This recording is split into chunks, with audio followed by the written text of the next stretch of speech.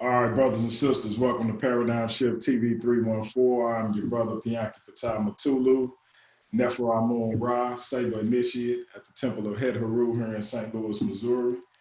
And before we get into the show, I'm going to do my usual intro. And I'm going to say Hotep to all my Kemetic brothers and sisters. I'm going to say Shalom to all my Hebrew brothers and sisters. I'm going to say God bless to all my Christian brothers and sisters. I'm going to say Assalamu Alaikum to all my Muslim brothers and sisters. I'm going to say Islam to all my Moorish brothers and sisters. And I'm going to say Jambo to all the rest of my brothers and sisters throughout the African diaspora here in the wilderness of the United States and beyond. I say that welcome for one reason and one reason only, because if you are Black, I am with you and I hope that you are with me. We got a very special guest today on Paradigm Shift TV 314, our brother, the warrior scholar, the warrior king, Metuhotep Jallow is back with us. Brother, reintroduce yourself to the people and do your thing. The floor is yours. Okay, cool. Nice to be on the show again. For everybody who don't know, my name is Metuhotep Jallow. I am a Kemetic Pan-African Garveyite. Live right here in East St. Louis, Illinois. I'm dedicated to the salvation and liberation of the Black nation. I want to start off by saying the oath to the ancestors that was written for us by the Republic of New Africa in the 1970s. O ancestors, blacker than the skies of Nut at midnight, pyramid builders and great ancient priests, warriors and mystic scientists, give us the inspiration to fight 1,000 lions. Give us the enlightenment to unravel the mysteries of the universe. Give us the substance to travel through the trackless swamps of disharmony. May the Ka, spirit of our African ancestors, fly on the wings of Ra for eternal life. O ancestors, praise be your African name. Amun Ra.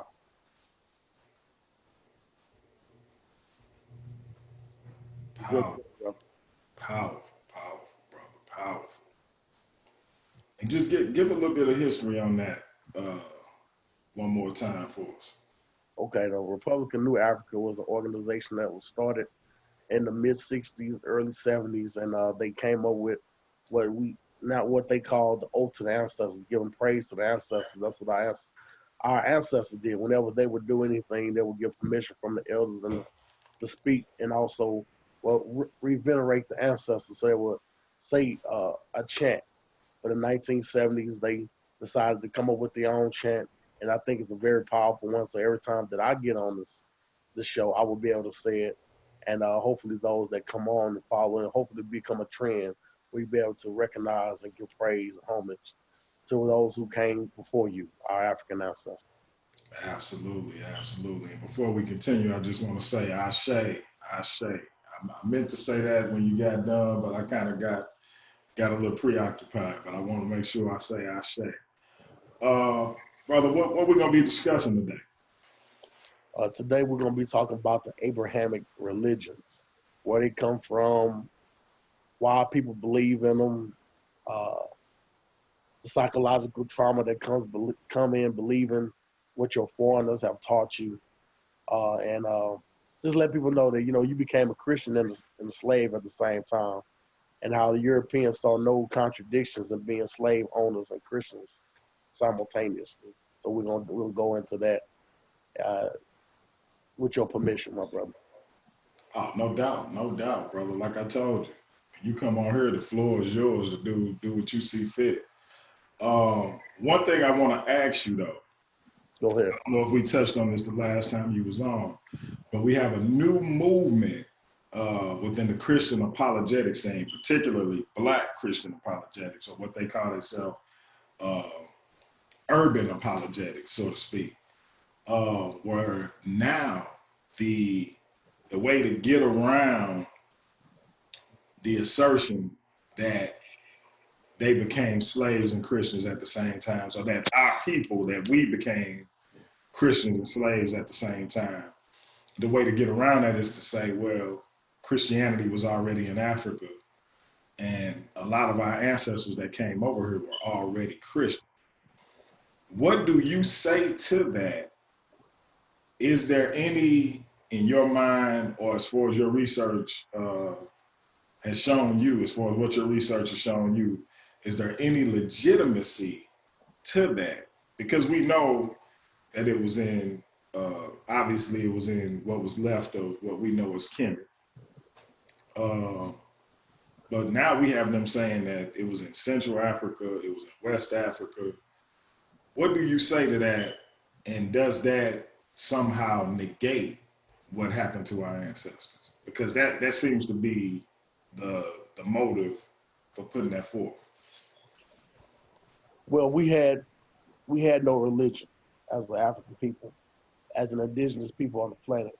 We had an innate spirituality that people that came in that did not understand it, they picked pieces of it and created a Christianity, created an Islam, created a Judaism. So it's like I had a perfect car, and you come in and take pieces of it and make a bike. That bike did not come from me. The parts that's in it came from me. So the parts, there are things that's in Christianity that came from Africa, but Christianity itself is picked from Judaism. It's picked from a lot of different religions, so it's not a pure religion. If you study the Bible, study Christian Toro of Mexico, you'll see the same thing. You study Mayan cult, you're seeing the same thing. Mithraism, you're seeing the same. All these other belief systems, Christianity just picked from them and became the dominant force under the auspices of the Catholic Church. So if you wasn't a Christian, they would kill you, enslave you. So people were forced into Christianity. That wasn't something that they embraced wholeheartedly. They just did it because they had an ultimatum. And even now, they go around, European missionaries go around the world and say, especially when they went in Haiti, they told them, no Christ, no rights. So I won't feed you unless you believe in it. So what kind of belief system will deny you access to food in order for you to believe in a belief system? I remember one brother said something phenomenal. He said that if you needed the Bible, it would have been attached to your ass when you got here. Now, you got everything that you need when you come here. You short of what you want. You don't need a car. You want a car, you got legs, you can move. Right. Everything you need, even from baptism, you're baptized at birth. So the creator, which we all are, you're the creator having a human experience, did not bring us into physical existence without everything that you needed to exist. It's just other people have told you differently. Absolutely. Do me a favor, bro. Either move your camera back a little bit or move it up a little bit so the people can see your face a little bit more, because it's kind of cutting your eyes off. Okay. There we go. There we go. Again, bro, as always, your breakdowns are right and exact and on point. So I guess I want to start with, when we talk about the Abrahamic faiths and how ensconced our people are in them, and we could say that about Islam, we could say that about Christianity. So I guess I want to start with the first one, because Christianity came before Islam. Uh, what is it, in your opinion, about Christianity and how our people got it in this country, and why it has such a stronghold or such a grip on our people now, considering how we got it? Why is it so, do we hold so fast to it? Well, there are many reasons, but one reason that I would pick out is the fact that we know as people the truth when we see it. We know the truth when we hear it. So the Bible has truth in it, but it's not truthful. It's just like a rat. He sees the cheese on the trap. He don't see the trap. He sees what he wants, what he desires out of that, not knowing that in totality there is a weapon used. That's cheese is used as a weapon against him. So our people are grabbing hold to the truth within Christianity, not knowing that the people who gave this to you don't believe in it just themselves. The Europeans became a Christian for political reasons. The Arab became a Muslim for political reasons. The Jew practice Judaism for political reasons. We take it serious, and we have to understand the roots of it, where it came from, how it is impacting us psychologically, why is it not allowing us to do for self. See, naturally, we know to depend and do for ourselves because we knew, as an indigenous people of this planet, that you have the power to intervene on the behalf of yourself. So you're the only one that is standing in your way. So when someone comes in and tell you to depend on something outside of yourself, you submit to that, and then that thing will make you a slave psychologically. Religion is the gateway of gullibility. Because if I can get you to believe that this man walked on water and fed 5,000 people with 2 fish and 5 loaves of bread, then I have the Easter Bunny ready for you. I have Halloween ready for you. I have Valentine's Day ready for you. Because, as I said, it's the gateway of gullibility. And our brother, Dr. Ben, Yosef Ben Yakinen, he also said that religion is the deification of a culture. So once a people enforce that religion on another people, you're going to enslave them in a mind. Man, you hit the nail on the head. It's like, I feel like we like going in this circle with this belief. That's what it's supposed to do. Yeah, it's like the gerbil on the wheel almost. Right. The Temptation had a beautiful song that says, "Ball of confusion." That's what the world is today. Because what I see a lot of brothers and a lot of sisters doing, I see them defending the European. Right. I see them comparing us and our people to the European. In other words, Africans enslaved Africans, or Africans was killing Africans. And it's like, the only reason you would do that is to try to make something somehow compare and contrast, so you could take the focus off of these people and try to make it seem like everybody is like them, when clearly everybody not like them. Right. That's just like, it's like if someone is raping your mom, and that rapist tell you, "Hey, your brother raped her, your daddy raped her, I can rape her." That's just to justify doing it. That's to soften the blow and take your attention. Hey, I'm not the only one that's doing it. See, that's a game. And we have to really realize what's going on. I'm like, I don't care what we were doing to each other. If we really was doing it, it doesn't matter.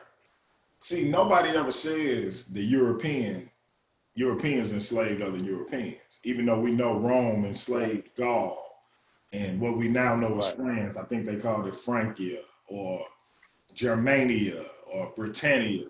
They enslaved all of those European nations, but nobody ever says Europeans enslaved other Europeans.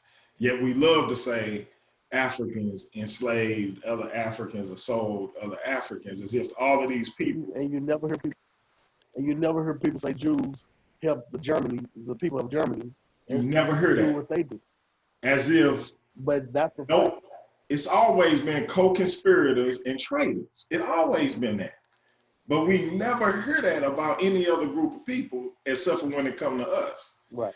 But I don't want to get sidetracked. So now, when it comes to Christianity, and like I said, it's kind of like this mind grip, these handcuffs that it got on our people. And it's that Pascal's wager. If I'm wrong, then I don't have nothing to lose. But if I'm right, I got everything to gain, so to speak, with regards to believing. And our people seem to be transfixed on that. I got a friend who loves to say, "What do I have to lose with believing in Jesus?"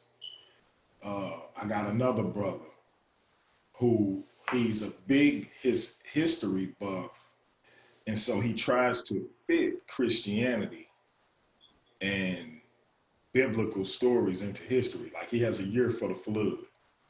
He has a year for the Exodus.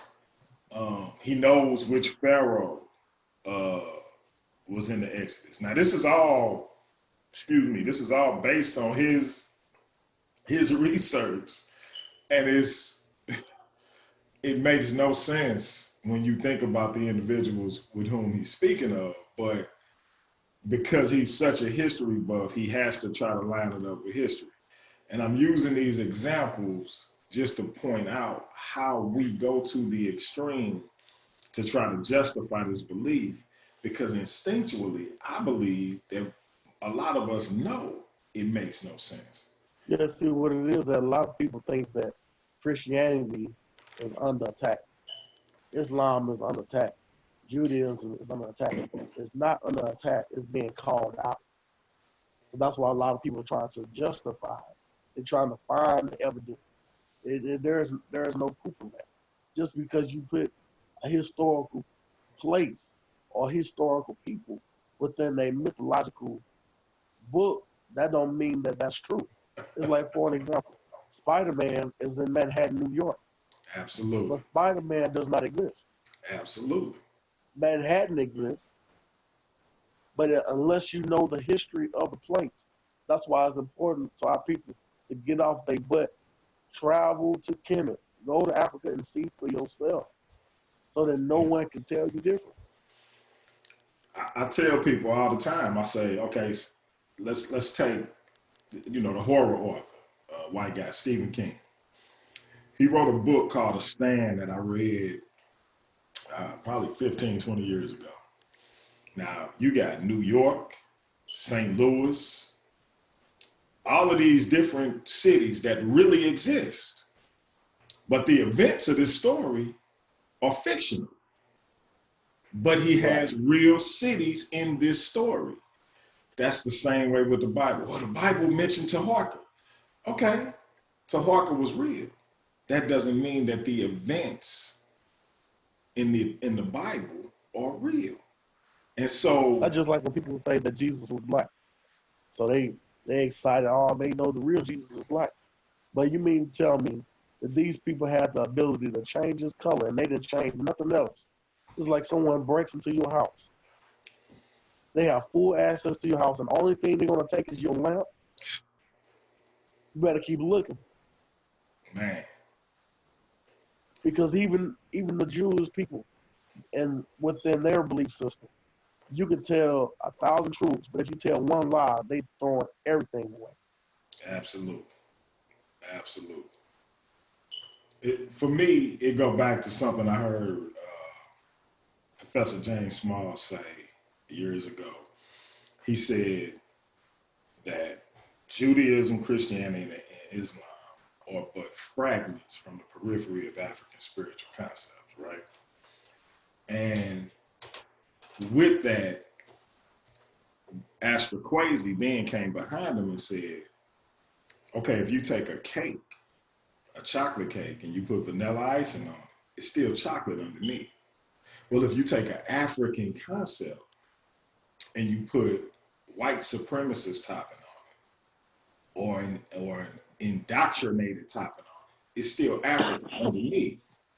And so my point being, I believe the reason we cleave to this thing, because as you said, it's truth in it, and that truth is African, because we cleave to the parts that call to us, those fragments that are African. Right, because there's some stories that are in there. See, it's not a spiritual book.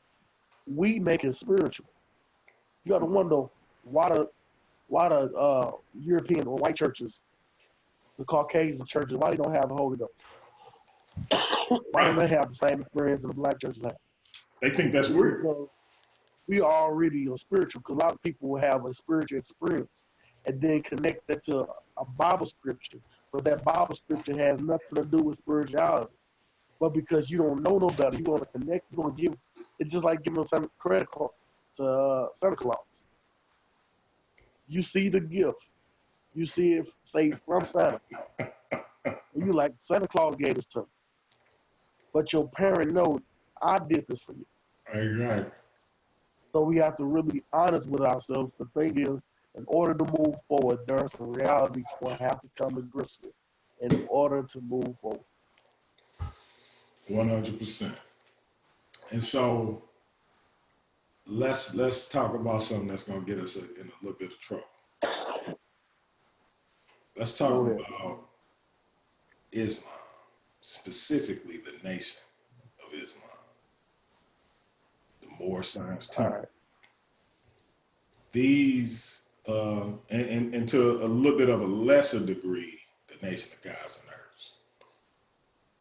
And because these are still under the guise of Abrahamic faiths, right?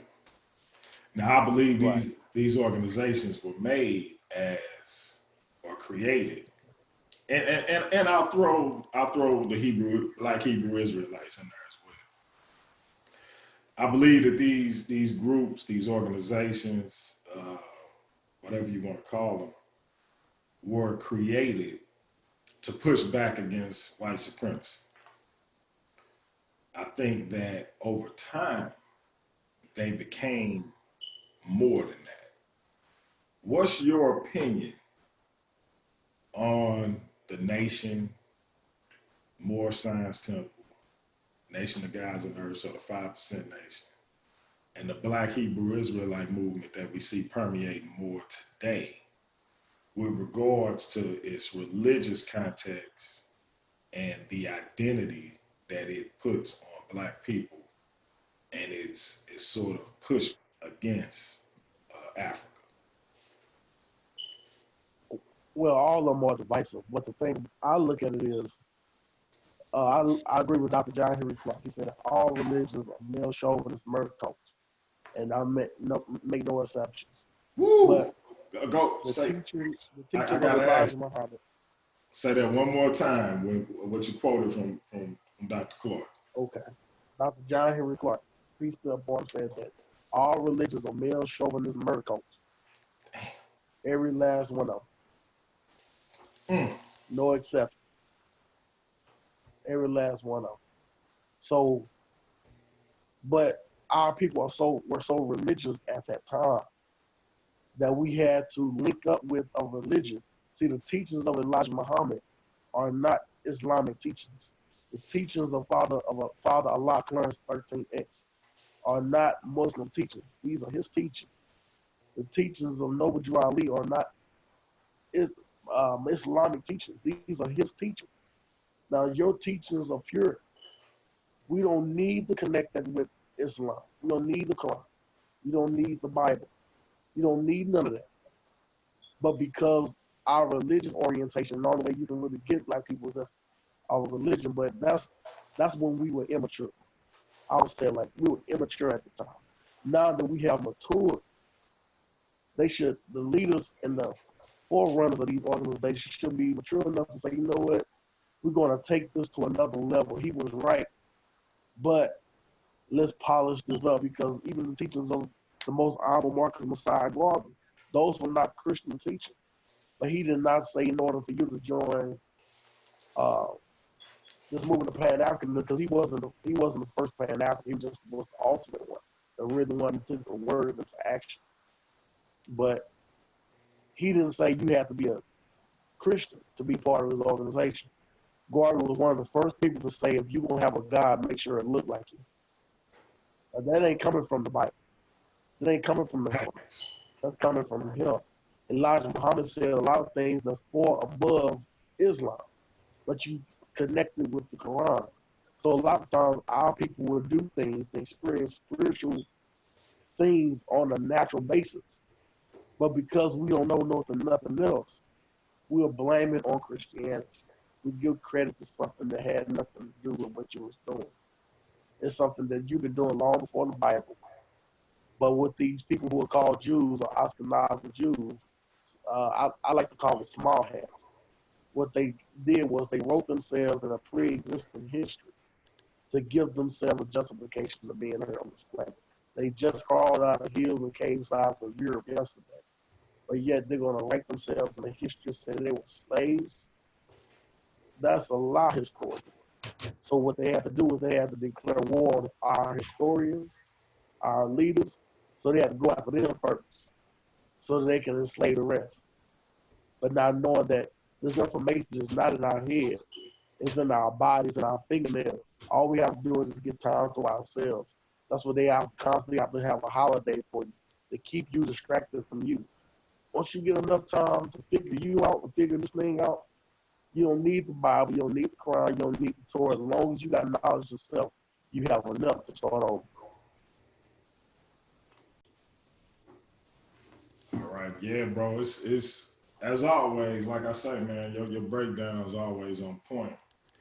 Let me now, for me, I agree with you with regards to the Nation of Islam, especially with Elijah Muhammad teachings, Father Allah teaching.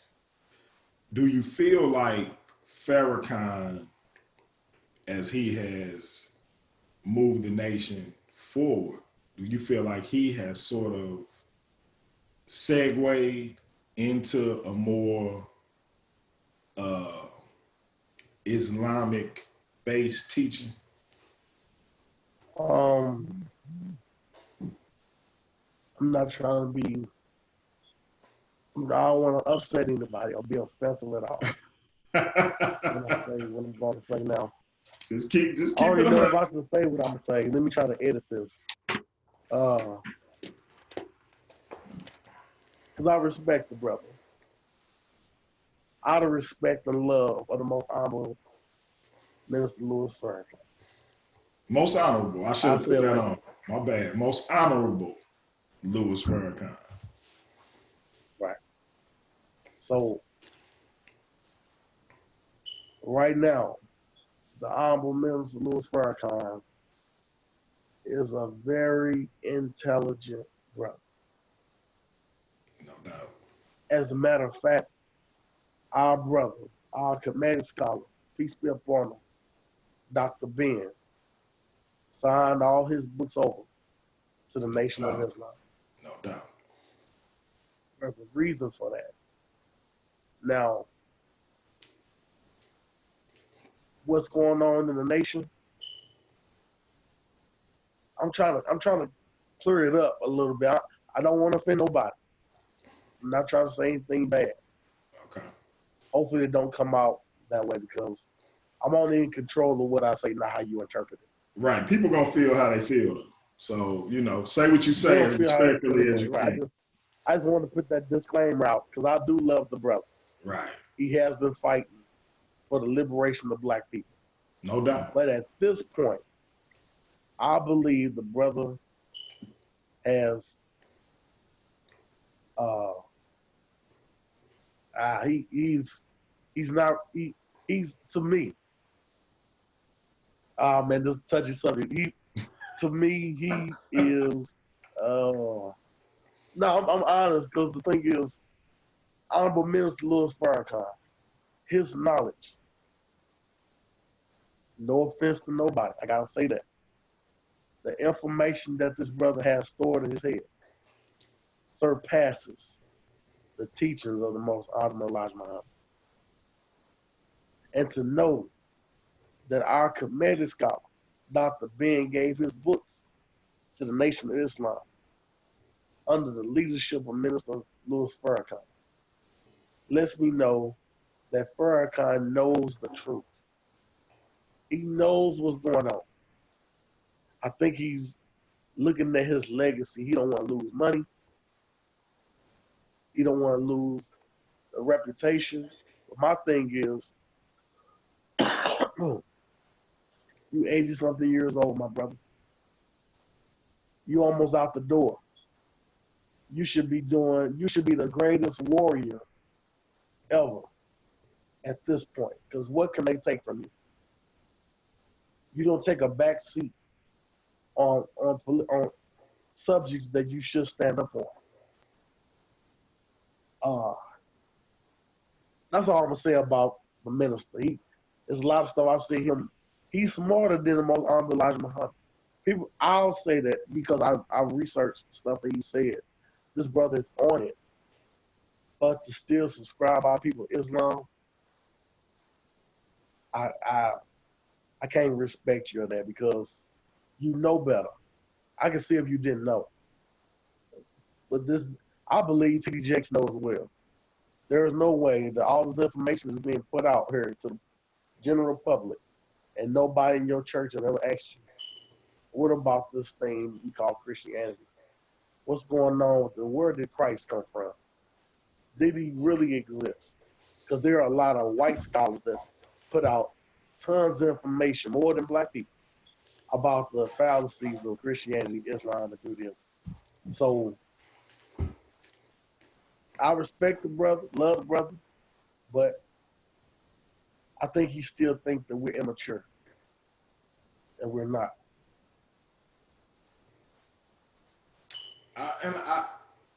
I can't argue with that. I can't argue with that. And you really, you surprised me with how well you parsed your statement. I respect that. I respect that. Thank you, Rob. I tried because You there's a lot of you stuff I wanted to say. you definitely did. You definitely did. I'm gonna say this when it comes to the nation. I respect what the nation has done 100%. I think taking black men, cleaning them up, building them up, I think that is a very noble and just But this is cause. the thing. It's outside of Islam. Exactly, and so that's the point I'm getting to. I think that could have been done under any context. I don't think that necessarily has anything to do with Islam. And so I think once we start learning the history of our people as it relates to Islam, it's hard for me to deal with Islam on any level in terms of me believing it. And like you said, I know our brother, our elder, is highly intelligent. I know he is very strategic in what he does. And if he wanted to, let's be clear. If he wanted to, he might lose a few. But if he said we Kemetic, them brothers would be Kemetic.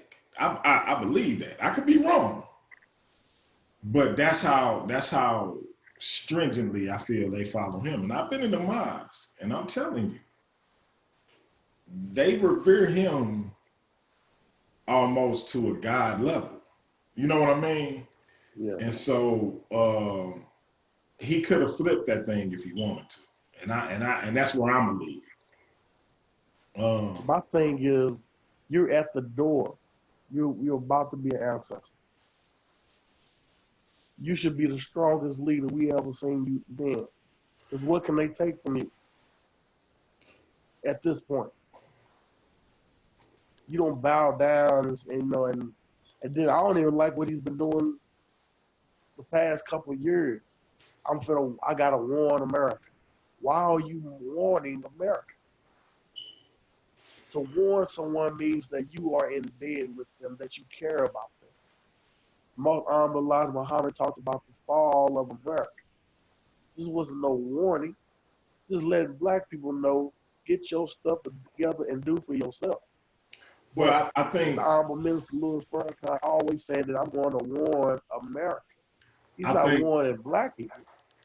I think because he in America, he don't have no intentions on leaving America, and that's his rationale for this quote unquote warning. Um, but again, I could be wrong. Um, and I Just think look the at the case. whole concept of a field Negro. The field Negro is also connected to that big house as well. He might not go in there, but his food, but he has a connection with that house, right? So someone tells him, hey, man, we're going to lose this plantation. This big house is going to burn up. He's not going to be like, oh my God, I can't believe this happened. He's going to pray for a strong wind. He don't care what happens to the house. No. No The doubt. field Negro will say any place is better than this one. I don't care if it's another plantation, anywhere is better than this. America is actually a third world country. We have to really understand the truth about what's going on, man. I remember I was listening to an interview two Europeans was talking on the radio, doing a podcast, pretty much what we're doing now. Hunky A said to Hunky B, do you think that we will give this land back to the indigenous people? And Hunky B said, we will make the Atlantic touch the Pacific before we do that. Only a devil would think of some stuff like that. When I heard that, I said, look, there's a lot of them think the same way. See, when white people talk, they represent a bunch of Yeah, them. And just look at so, what he said. We'll make America touch the Atlantic touch the hey, Pacific. I'm trying to tell you. I was telling a brother earlier today, a brother by the name of Jerome, the Conscious Christian Green. Eventually, I'm gonna set up a dialogue between y'all two. Um, I think it'll be a powerful dialogue. Very respectable brother, very heavy brother. I got a lot of respect for him. Got a lot of love for him. But he under that Christian paradigm, and so he said he was asking himself, why does the European do what the European does? And that's why I brought that question to you earlier. And it's like, why are you even questioning it? Like, It's his this is nature. Elijah Muhammad it's said that his this is nature is what devil. that's I said. And if you look at his track record, because again, it was brought up that Africans battled Africans, European battled Europeans, and etc. Well, we know when they encountered people who they felt were other, whether it was us, the Native American, the South American, the Central American, the Mexican, whatever people group it was, the Tanzanian Aborigines, the Australian Aborigines, the Tanzanian Aborigines no longer exist. They had a sense of barbarism and savagery and sexual deviancy that went to a whole nother level See, when they encountered. When African people were in control, there was peace on planet Earth. Period. And See, then so a lot of places the Africans would go where there were turmoil. The people of that land embraced the Africans. See, all day. the black man was able to do what no other man on this planet can do to this day. He was able to go travel the world, meet other people, amalgamate his culture within theirs, create a whole new culture without tarnishing each one's culture. No other people can do that but us. So then let me ask you this, because I don't want to get off topic. Okay. Did the European is Christianity a European construct? Or did the European Yes. co-opt this concept of Christianity from African people or It's like what Palestinian I said people, earlier. whatever you want to call it? Go It's into like what I that. said earlier. Just go back to what I said earlier. Now, you took pieces of vehicles. You took pieces of my car. You took a piece of this people's plane. You took people. You took pieces of every place that they go to construct this thing called Christianity. Now, you took from a car. You took from a plane. You took from a train, metaphorically, and you created a bicycle. That bicycle is not authentic because it came from somewhere else. The parts of it came from somewhere else. So when other people see Christianity, they say, wait a minute, this looks just like Buddhism. This looks just like Hinduism. The word Christ comes from Krishna. The people who worship Krishna are called Christians. And it had nothing to do with Jesus.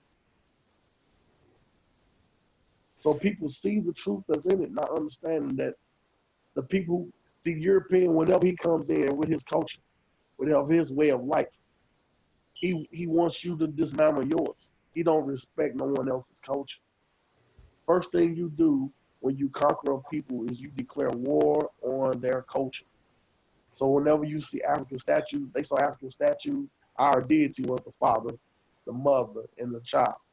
European had a problem with the woman being in a position of power, so they would chisel the women out, and they made the Father, Son, and Holy Ghost. How can a son be in existence without a mother? How can any But that's child? Yeah, their feeling towards women. exactly. That's how they feel towards women. Yeah, they Women didn't start uncomfortable. having rights until the late 1800s. I mean, Think but about African people had women rule the whole nation by themselves. exactly. Think In about Africa, that was the first place where a black woman was called a goddess. the the insecurity of this man Right. and That's a perfect word. the underlying sexual deviancy, because on one hand you want the woman removed, right? You want her removed, you uncomfortable with sex, but then look what you do behind closed doors. You degrade her, you malign her sexually, I'm talking about. Then you have the homoerotic side of it. Like okay, and I'm jumping around, but I'm doing it with a purpose. Now think about this. Let's think about our ancestors, our direct ancestors who were enslaved in the United States of America. These people said that our ancestors were not human, they didn't have souls, and they basically considered them animals. Yet, this sexual deviant was so caught up in his deviancy that he couldn't keep his hands off this non-human. He couldn't keep his hands off our sisters. Because that was a belief that he wanted you to accept. That wasn't something that he was going to accept. You keep your hands off his woman, but your woman is free territory. Bingo. And so that's my Just look at the whole concept of a chastity belt. The Romans, they would put a belt around a woman, a steel belt. Yeah. She would piss shit in this thing. She couldn't wash herself. And then you come home to that. Exactly. She couldn't even satisfy herself with this belt on. What kind of people would do that to a woman? Man. A chastity belt. And African people never did that to our women. This is why I said I want you to have a conversation. Not necessarily a debate, but a conversation. And I moderate it. Y'all go, you talk 5 minutes, he talk 5 minutes, etc. Because my brother, and I'm speaking of the conscious Christian, Jerome Green, he feels like the people who did this, these Europeans, could not have been Christian. My position is, if we had a time machine and we went back in time, them people would argue you with their very life at stake, or with their life on the line, that they were Christians, that they were God's children, and that they were justified in doing what they did to our ancestors. But he was like, no way they could be Christians. And so my question was, do you think that they were just pretending to be Christians, like they consciously didn't think that they were Christians, knew that they weren't Christians, but they were pretending to be? Or do you believe that, as I do, that they were raised in a culture that this was how they were taught to treat people, this is how they thought they should treat people, this is how they always had done people, etc.? This was their culture. This is how they were raised to be. Christianity is a justification for European barbarism, because in the Bible it would justify killing people. He says that's not the case. Raping women. He says that that's in the not Bible. the case. You can rape a woman. Go in, bro. Slavery is justified in the Bible. Slave, obey your master. Do right to those who misuse you. See, but I forgot who it was. Someone said something phenomenal. The what the scriptures say to the slave is not the same thing that it say to the slave master. It has two different interpretations. When it tells the slave, obey your earthly master, that slave master reads that, and he's not looking at something that he has to obey. He's looking at, oh, you have to obey me. There's two interpretations that's going on. The Bible justifies pedophilia. It justifies homosexuality. It justifies murder. Anything, it's a justification of what they do. They came into Africa. The first slave ship was called the Good Ship Jesus. So you can't tell me the people who came in with the Good Ship Jesus, they weren't Christian. Yeah, we had a little bit of a dialogue about that too. I got to set that up sooner rather than later, because this is a much needed dialogue, because it's something that's lost in translation. Because absolutely, even when they were put slaves on the boat, free people, they didn't bring. That's another narrative we got to change. They didn't bring slaves to America. They brought free people here and enslaved them. So the first two people that they were put on that ship, that hunky were called, they renamed them Adam and Eve.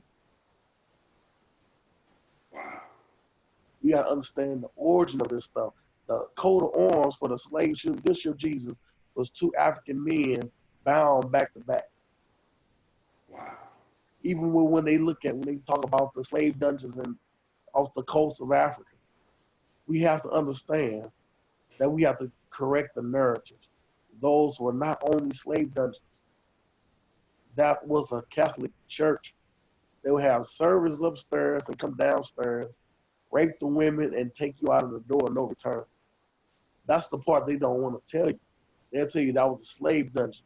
That was a church where they went and worshiped. Wow. The Lord, whatever this Lord is. The justified. And my question is always... The Pope said if they ain't a Christian, you can enslave. Wow. Yeah, I remember that, because they actually passed a law. I forgot the sister name, but they passed a law that it didn't matter. Yeah, you can make them Christian, but you can still enslave them, because at first they had to free too many based on that. If they're a Christian, you can't enslave them. And so they ended up passing the law to rectify that. So like it's so much history with how these people have displayed their true nature. And it just, like I tell him, when you get a John Brown or somebody of that nature, a white man, or who we could call a quote unquote ally, it's an anomaly. It is not the norm. It's not. And so... Right, and the way you can find out that's the norm, continue the names. Exactly. Just go down the list of white people who really help. Just go down the list. You can go to the list of black people. We can go there. We can talk about. We can go their name all night. All you can say John Brown. You can't say Abraham Lincoln. You definitely can't say John. You definitely can't say John F. Kennedy. You know, he spied on Malcolm X and Martin Luther King. Absolutely. And I don't include Abraham Lincoln, because Abraham Lincoln, I tell people all the time, the slaves freed themselves. Because had they not fought in his war, he would have lost. They freed themselves. Absolutely. And he said, if I could do this without freeing them, I would. He didn't do it because he was so benevolent and he just wanted to do it. He didn't have our people best interest at heart. He said himself, if the South was coming together with the North, you can bring your slaves up north in chains. Exactly. But they sanitize that history. They make you think that this man's third. They try to make him a hero. No, this man, he made a business decision. He had to keep the corporation of the United States intact. As a matter of fact, the Emancipation Proclamation did not enslave. What ended slavery was the 13th Amendment, which came years down the road, but then they also put a clause in it that said that slavery is abolished except as a punishment for crime. Exactly. So then our brothers... The 13th Amendment abolished slavery, not the Emancipation Proclamation. There you go. See, And then our brothers start getting locked up for jaywalking, for loitering, looking at a white woman. For being homeless. Yeah, yeah, you For know, being so homeless.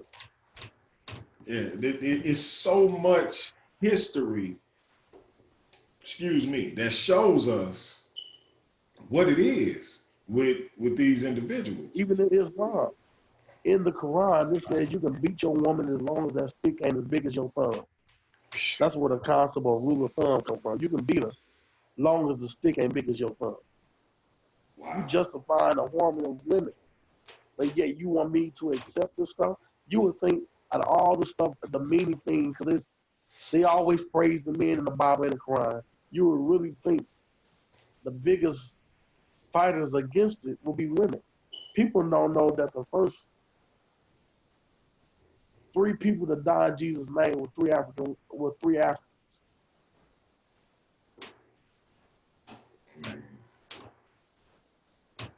And you know what? Another We thing have died people for the don't know, belief.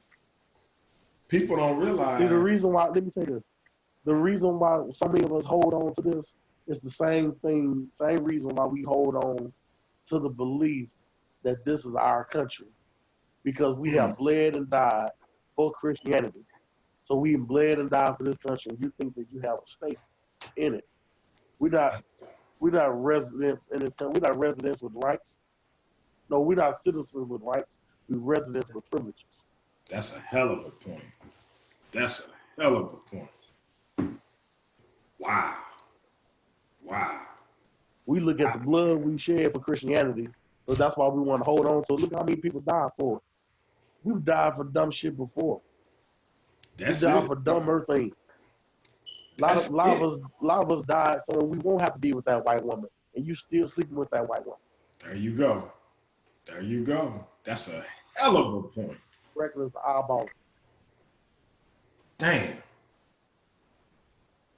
A lot of people don't know that they had a laughing barrel for our ancestors.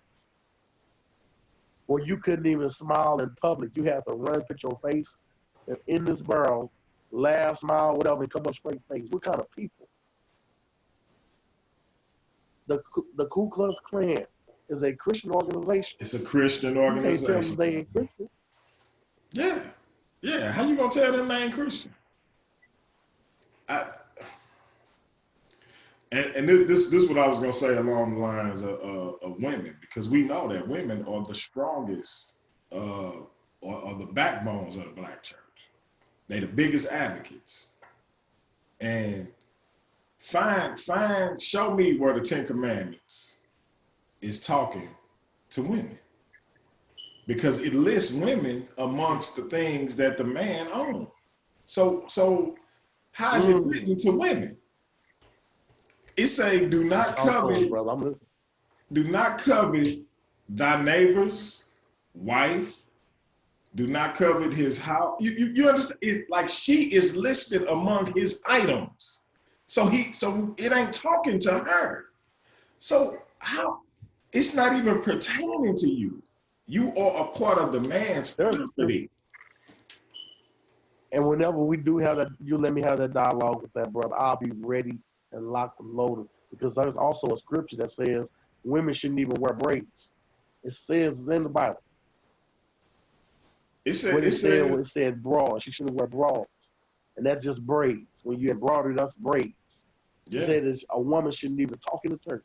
If she wants something to say, she has anything to say, she said to her husband when she get home. Suffer a woman not to teach. That's what it says. So how do we got female pastors? How do we have female pastors? If the Bible says suffer a woman not to teach. We go by this scripture. Yeah.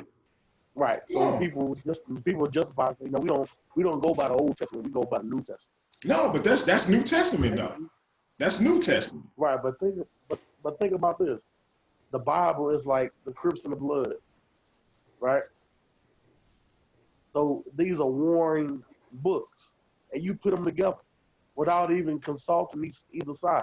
Exactly. So some people won't go past Malachi in the Old chapter, and some people won't go no further than the New Testament. Even people who call themselves Christians of the New Testament, they really was known as Palestinians. They're followers of the prophet of Paul, who didn't And, meet Jesus, didn't meet Jesus. He and was for still all a we Christian. know, They was about to kill him. he made that up.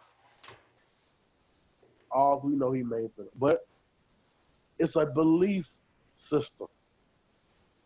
So You can believe what you want. now as we talk about the Old Testament versus the New Testament, that brings me to our brothers, the Hebrew Israelites. Because you have Old Testament Hebrew Israelites, you have Messianic Hebrew Israelites.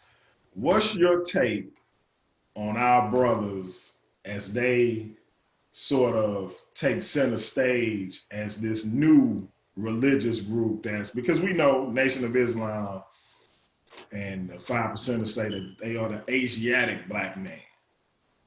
I believe the Moors, which we didn't get too much into, say that they from Morocco, right? So it's we have this sort of anti-Africa sentiment, or anti-Africa proper sentiment, and then the reason why they're so anti-Africa is once you go to Africa, you'll see the evidence of where they stole it from. And so let's go into this Hebrew Israelite. Because I'll quote what the let me say this about them real quick, and then I'm gonna let you go. The thing with the Hebrew Israelites that I find even more disturbing than I do with the Nation of Islam, because let's be clear, with the Nation of Islam, the two brothers who talked about being from Africa got kicked out. That was El Hajj Malik El Shabazz, Malcolm X, and our brother Dr. Khalid Muhammad. Now I find that kind of ironic, but as it pertains to the Hebrew Israelites, you don't hear the Nation of Islam necessarily talk bad about Africans. Neither do you hear it with the Moors. Neither do you hear it with the 5%ers.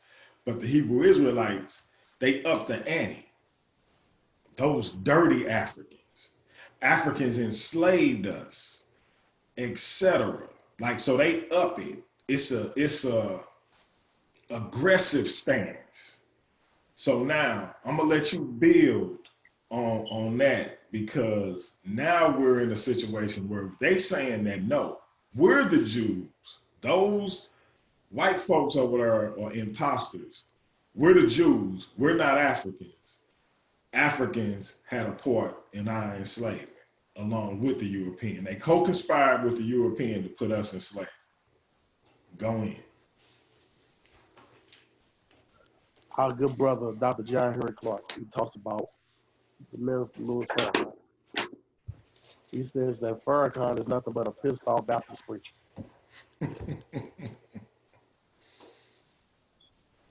Don't mean to offend nobody, but when you look at it, he talks more about Christianity than he do Islam. So I'm going with Dr. Clark. He's a pissed off Baptist preacher. I'm gonna mute my mic. Hebrew Israelites. Keep building, bro. I'm gonna step away for just a second. Keep building. When it comes to the Hebrew Israelites, they don't know that the Jews. The Bible talks about the Jews. They're from the synagogues of Satan. Now, these people who call themselves Jews, you're identifying with a people who didn't exist, because the Jews are saying that they are descendants of Abraham. Now, Abraham had two sons, Ishmael and Isaac. Ishmael is the progenitor of what we now call Arab, and Isaac is the so-called Jew. So God promised Abraham's child some land. What kind of God will favor one child or one person over another? You made a God a bigger. But anyway, so God promised land to Abraham's son. Didn't say which one. Didn't say Ishmael or Isaac. Now the Jews and Arabs are fighting over land promised to a people who never existed. That is a very severe psychological problem that's going on. And these so-called Hebrew Israelites, the word Hebrew comes from the word Haribu, Haribu, which means to cross over. So if you crossed over, Hiribu was a verb. A people who did not have an identity took a verb and turned it into a noun. They came up with the word Hebrew. And then the reason why so many of them embrace that is because the Hebrew is supposed to be God's chosen people. If this God is about love, about harmony, about balance, about justice, about doing what is right, he wouldn't pick one child over another. That's a God personality on a person. So, and then and then a lot of them will say they're not Christians, but you read out of the Christian book, it's just another ball of confusion. I just hope our brothers wake up out of that coma, because what's grabbing them a lot is they trying to make all these characters black. All these people are black. It's like having the Black Heritage Bible. I talked about it before. If you get a strawberry, I'm allergic to it. And you dip it in chocolate and give it to me, I'm still allergic to it. You just want to give it to me in a way that I'll grab it. You want me to grab it because I can't grab it as a regular strawberry. So that's what they do. They just dip in slavery. The slave master is black, and it still justifies the beating of women. They don't, because even in the Catholic Church prays Mary. But all of this is I said again, Dr. John Clark said, all religions, all Western religions are male chauvinist murder cults. Once we realize that, we'll let it all go and move forward. In order to move forward, there's realities you have to come to grips with. Powerful, bro. Powerful. And I gotta piggyback off of that, because it's when you say they make everybody black. I heard a brother from the ISUPK, an Israelite group, say that Emperor Constantine was black because he had something to do with the Bible. Yeah, I even heard one of those Negroes say that King James was black. They stand on that. They stand on that. That's a foundational teaching, that King James was black. Yes, sir. That's foundational to the one West. That type of stuff. It's in that case you might as well make Christopher Columbus black. You might as well make Abraham Lincoln black. Might as well make every president black. All this stuff is like, come on, man. Hey, you're being naive. If you had anything to do with the Bible, you black. When he said Constantine was black, it blew me away. They say that the Dark Ages was called the Dark Ages because that's when black people ruled Europe. I'm not. Come on, see that right there. I'm gonna send you them videos, man. I'm serious. I'm serious. I don't want to see it. There's what's known as the laws of Injil. Those that want to get that, you can email me. It's called the laws of Injil. And one of the laws of Injil is, he who loves his ignorance, let him stay in his ignorance. Mm-hmm. So those that want to blacken all this stuff, I'm okay. You just don't know no better. Right. It's a Bible scripture that says that when I was a child, I thought like a child. I ate like a child. I was a child, but when I became a man, I let go of those childish ways. And that's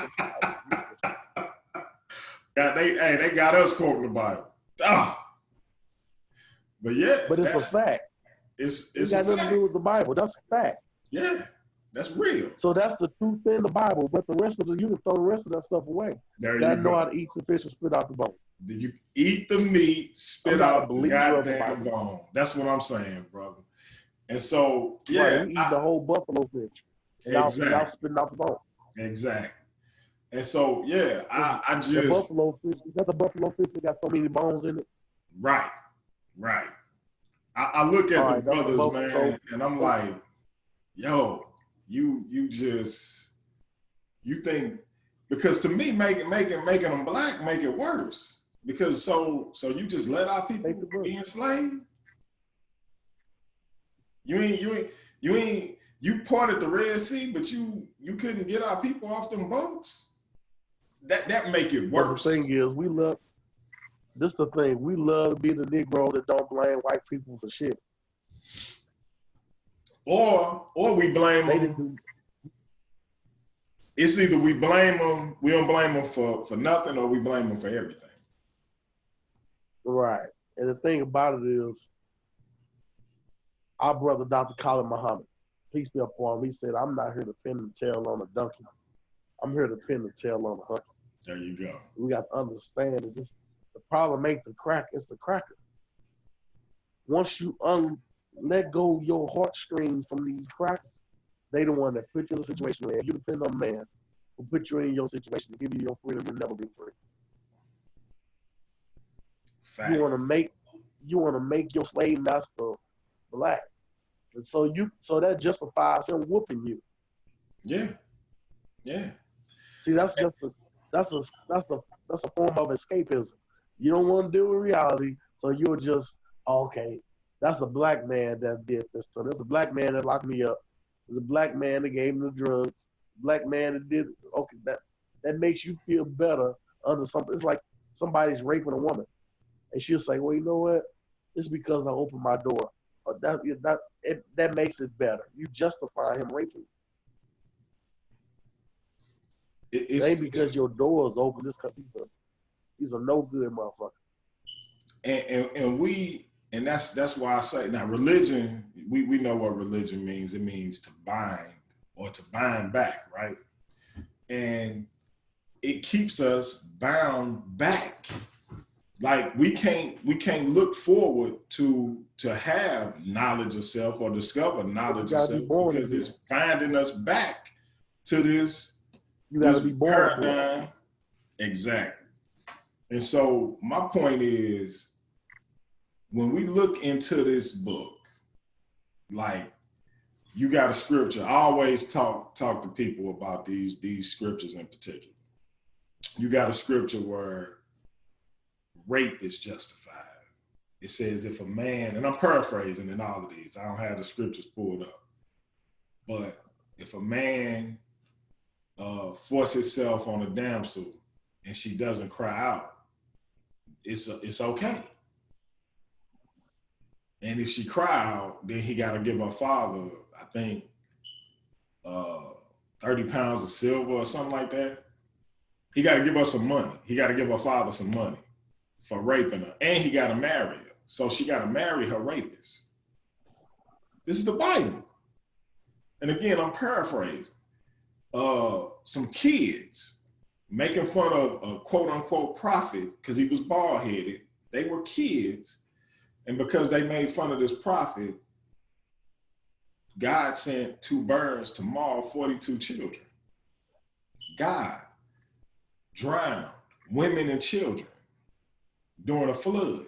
Now he said that the whole world was sinful, but we're talking about kids and babies. The babies and the kids were sinful? God did this. God had his people go to a land that wasn't theirs, take that land from people, and were told to kill all of those people. And people hadn't did nothing to his quote unquote people. Why God got a people after he made everybody, like why he would just pick a certain people, I can't wrap my mind around, because I got 5 kids. I don't love them one more than I love the other, but somehow God, who's supposed to be better than me, don't love all his kids the same. But okay, cool. So he tells his kids to go kill all these people, man, woman, and child. But then he says, keep the girls who have not known a man for yourself. Now, what was he going to do? What was they going to do with those girls? Right. And then you had a What was they going to do with them? Why was it important for them not to have known a man? Because it uses the word, keep them for plunder. What is plunder? If we look that up in the dictionary, what is plunder? So what is they gonna do to these girls who are virgins? You see, like the moral character of this God is highly questionable, but we will justify it because we have to in order to keep believing it. Like because people, we don't want to go to hell. because we don't want to go to hell. I know a young girl. I think I told you this yesterday. She was getting married at, I think it was 20 years old. And you could tell her and the young man were having issues. And I asked her, are you sure you want to get married? Yes. Why? Because I'm looking at the issues they have. I don't want to go to hell. You don't want to go to hell? And that was her rationale. And I'm like, this is the shit that we teach people. I'm telling my son, who's only 12, like, you don't need to take a girl or a female down to the courthouse and get no government document talking about making her your wife. If y'all want to sign a contract saying this is what she get if something happened to you and this is what you owe her, right. etc. like that. That's part of the European culture. Exactly. Because religion is their culture. For an example, in Islam, the Prophet Muhammad married a girl, a child, not a girl, a child, at 7, and did not consummate the marriage until she was 9. Their justification is, oh, that was his wife. Are you serious? Holy shit. At 9 years old, you take this little girl at 7 and you marry her at 9 years old. That's if not you do that for my pedophilia. child, your head is on the swivel. That's not pederasty. She 9 years old. How old was he? He was in his 60s. He was older than her parents. Wow. But that's part of their culture.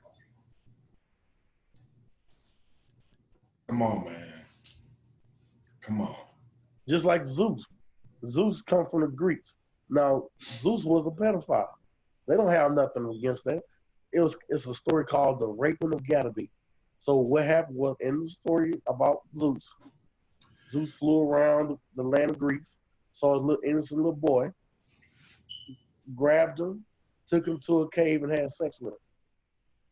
That was his lover. Cupid was Zeus's lover. Sick, man. It's sick. But they didn't see nothing wrong with that. There's nothing wrong with it in their culture. And they all over Europe, you have statues of grown men with little bitty boys, and there's even statues of little boys sucking grown men's penises. Dude, I've seen it. I mean, it's all over. They had nothing against that. But yet, in order for them to feel good about themselves, they want to project it on Africans and say, y'all was doing it too. No, exactly. we was not. It never. Homosexuality came from Europe. Prostitution came from Europe. Just accept it. That you sick. Yeah. I'm fine with you understanding you sick. You sick. Don't try to justify it. I'm putting it on me. Yeah. Well, it's in nature. No. Like I tell people all the time, like that shit will get you killed in Africa. Like that's a fact. Right.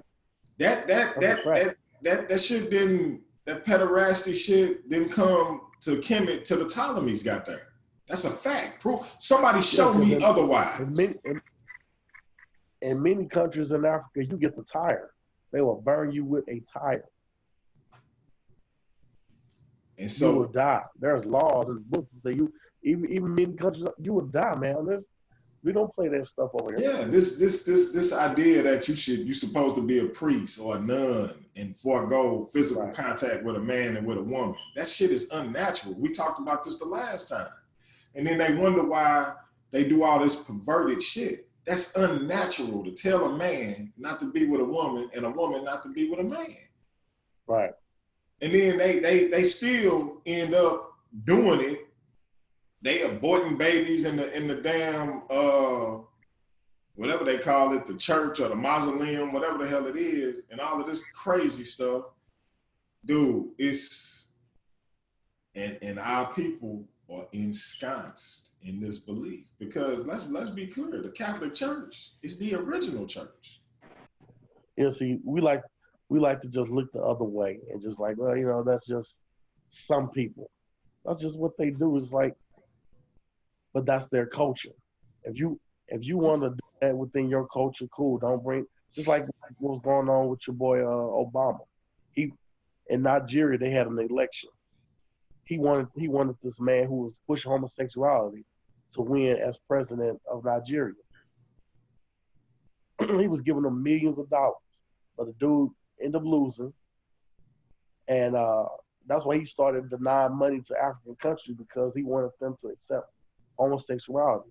So if homosexuality is part of Africa, why are you trying to make it into a law? If it was already part of the culture, it would have been a law already. Is he gay, man? Yes, he is. Because I keep telling people, Obama did nothing for black people. He was a gay advocate. Right. And if that's your platform, that's your platform. But are you gay? Yeah, he's gay. Just like now with this homosexual thing. If you gay, come on out with it. Yeah. I can respect it. If you come on out with it. Gay, like now I know what I'm dealing with. It's like I want my racism out in the open. Tell me you don't want me to eat over here. Okay, cool. Don't have me to eat. And then I remember I seen a video of this white woman. I don't know what happened, but the video was beautiful. This white woman, she was a waitress. She went to the back and it was videotaped. She took someone's hot dog off a bun, put it in her vagina, put it back on the bun, and served it to the people. Now, if you're gonna do some shit like that, just tell me you don't want me to come. All right, cool. I won't be there. These people, you looking at the people who don't have a history of washing their hands. The Moors, the Africans, showed them how to wash their hands. In Europe, they still don't wash their hands. When you look at the history of Europe, they're cleanest queen according to their history. This is not me. This is them. This is what they wrote. And it's a book about it called Dirt. They said that they cleanest queen took a bath once a year. Brother, they used to use Portuguese urine as mouthwash. I'm gonna tell you something, man. I work with this young lady, very pretty, black young lady, man, nice looking. She got a bacterial infection, and I mean, like her skin started breaking out. She was messed up for about a month. Couldn't nobody figure out, where it came from. Well, I'm in the men's bathroom with my boss at the time, white guy. I'm using the bathroom. He using the restroom. We both urinate. I wash my hands. He walked clean out. The next thing I see is he handing her candy out of his bare hand, and the candy ain't in a wrapper. So I looked at it, I'm like, damn. Because I just saw him walk out of the fucking bathroom. And so I go over to her, I'm like, sis, let me holler at you. She was like, hey. I said, how you feeling? She was like, I'm getting better. They figuring it out. I say, listen, I ain't trying to be funny. I just saw you take candy from dude. That candy went in a wrapper. She was like, yeah, his wife get it or something. I say, he just walked out the bathroom without washing his hands. It's a true story, bro. She was like, what? Bro, she stopped taking. He used to give her candy every day. He would give it to a few people. He stopped giving it to her. She stopped taking it, and she got better. You hear me? Like, I couldn't believe the triflingness. You know what I'm saying? Right. And this dude was a manager. So yeah, I mean this is well documented. Yeah, so, they don't have no problem with it. Like a good friend of mine did a trip, and she said that one of the filthiest countries in Europe is France. But they don't show you that. They don't wash their hands over there. No, they don't show you that. But they want to show you the poorest parts of Africa. Right. So we just gotta we gotta do better with with promoting positive Black images and exposing the lies that we've been told all these years. And it's going to be an arduous and a difficult process because our people just not ready to accept certain truths. And we got to weed out the misinformation because we're looking at situations where we can't tell what's fact and what's fiction no more. Like, we had these dialogues with the brothers. Or I have them with the brothers every day, or almost every day. And these are honest and genuine brothers. But when we dealing with the Christian paradigm, and I'm wondering, like, okay, where are you getting your information from? Because if we're talking about the Black church, that's one thing. Because, excuse me, I get the establishment of the Black church. I get its benefits. I understand what it's meant for our people. And if we're talking about that, that to me is separate from Christianity as a whole. So now that segue, I'm gonna use that as a segue to my last question for you. How do we, or not how do we, because I know how I do it or why I do it. Should we separate the Black church as an institution that has been used to push our people forward in this country, right? Should we separate that from Christianity proper? And if we do, how do we go about doing it without exposing the lies or the misinformation that Christianity presents to our people? I hope that makes sense. Okay, I will quote, because I don't like reinventing the wheel. So I'm going to quote the brother, Dr. John Henry Clark. He said, everything that touches your life you should be able to convert it as an instrument for your liberation or thrown into the ash can of history. Believe what you want to believe, but make sure you convert it as something that's going to help liberate you. Our brother Nat Turner did it. Harriet Tubman did it. Sojourner Truth did it. Many of our ancestors converted it into an instrument for their liberation. Our people are not doing that now. You have to really study the true Christianity. There's a real good book by another Pan-African. His name was Edward Blyden. The name of the book is called Christianity, Islam, and the Negro Race. Very phenomenal, very good book. We also got to know there's a difference between, like you say, from the Black church and Christianity. There's also a difference between Islam and Arabism. Those are also two different things. But going back to the quote Dr. John Henry Clark said, everything that touches your life should be converted as an instrument for your liberation, thrown into the ash can of history. That's a powerful quote, bro. That's a powerful quote. And as always, man, I appreciate you coming on to teach the people and educating your brother. Again, we're gonna have to do this again sometime in the next week or so. I'm gonna try to put that dialogue with you and the brother together ASAP. Before you close out, is there anything you want to tell the people? Hope you all took note of the books that I've told you. Just go read. Just do your read. Don't get mad. Get the researching. I used to believe in the same thing that you all did. I didn't just crash land to this planet. I went through the same concussion that the rest of us have. I'm still repairing from it, and it's gonna take a while. Our brother Carter G. Woodson talked about in the miseducation of the Negro. He said it took me 20 years to undo what Harvard did to me in 4. So what Christianity has done to us as a group of people, it's gonna take us a while. We have to, because they made a nigger program. You have to deniggerize yourself every single day, every minute, every second, every hour, because racism is the dominant force that controls the 9 areas of human activity. That's education, economics, entertainment, uh, labor law, politics, religion, sex, and war.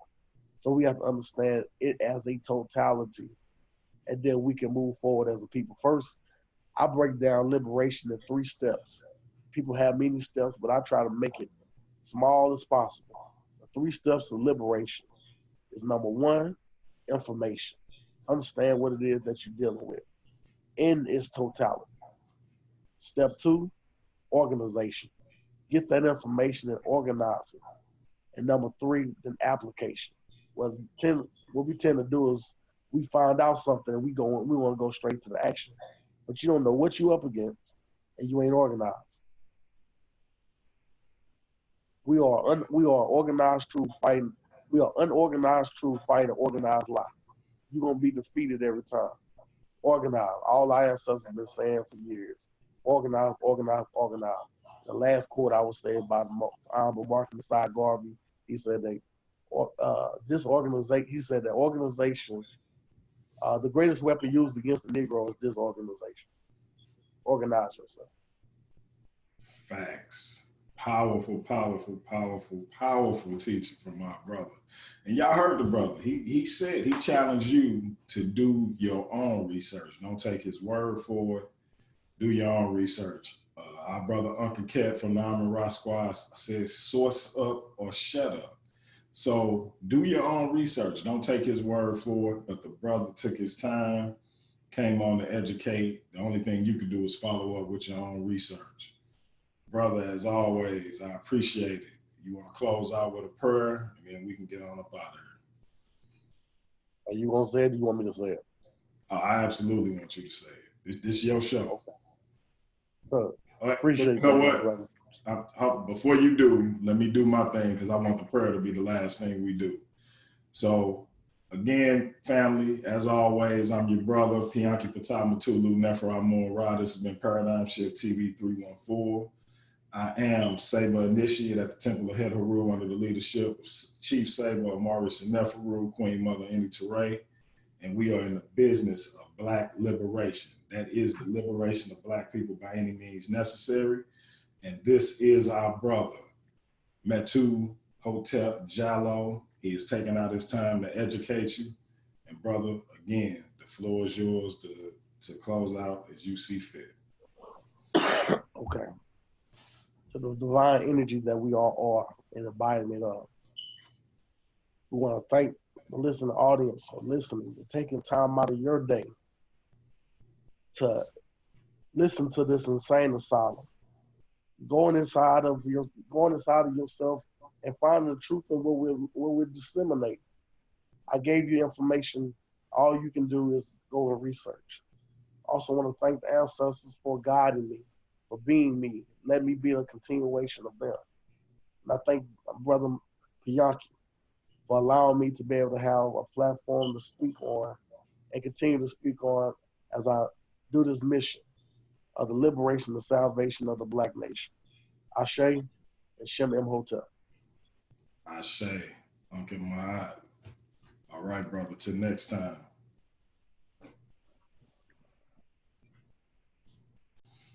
All right, family, that was our brother, Metuhotep Jallow, laying down his wisdom, giving us that stern teaching that we need.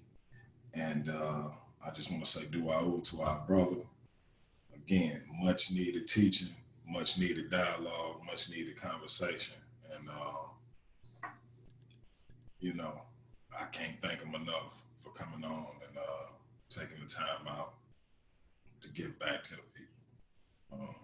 Again, this has been Paradigm Shift TV 314. I'm your brother Piankhi, Ptah, Mutulu, Nefer, Amun, Ra, and Saber Initiate at the Temple of Het Haru under the leadership of Chief Saber, Amaris and Neferu, Queen Mother Indy Teray. And yes, that gets to be redundant, but it's necessary to let y'all know who I am and where I'm coming from. And with that, we are out of here, family. Peace out. Hotep unk in my eye. Until next time.